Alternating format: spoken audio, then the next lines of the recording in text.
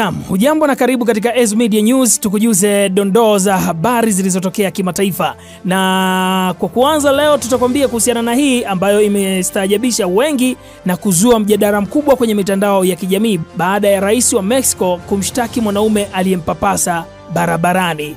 Ndiyo, aliyempapasa barabarani.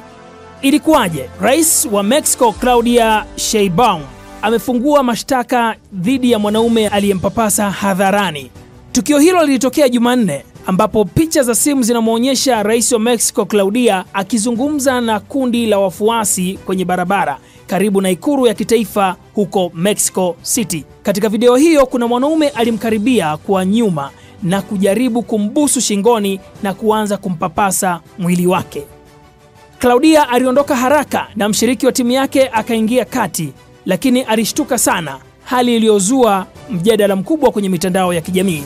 Mpaka sasa mhalifu amekamatwa, lakini kutokana na tukio hilo, Rais Claudia ametoa wito wa unyanyasaji wa kijinsia kufanywa na uhalifu wa jinai kote nchini Mexico. Mashirika ya kutetea haki za wanawake na wachambuzi wa masuala ya wanawake wamesema tukio hilo linaonyesha ukubwa wa kiburi cha wanaume na kukita mizizi katika jamii ya Mexico, ambapo wanaume wengi huko Mexico wanaamini wana haki ya kumdhulumu hata rais akiwa ni mwanamke.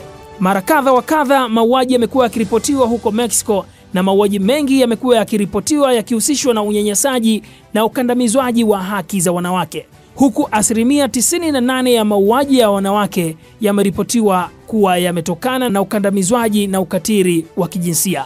Nini maoni yako mtazamaji? Vipi kama ingekuwa ni wewe? Je, hivi ukivaa viatu vya Claudia unafikiri ungechukua maamuzi gani? Tupe maoni yako hapo chini. Unatazama Ezu Media, kama ndo kwanza unajiunga nasi, usisite kusubscribe ili uwe wa kwanza kupata taarifa zetu mara baada ya kuwa tumeziachia.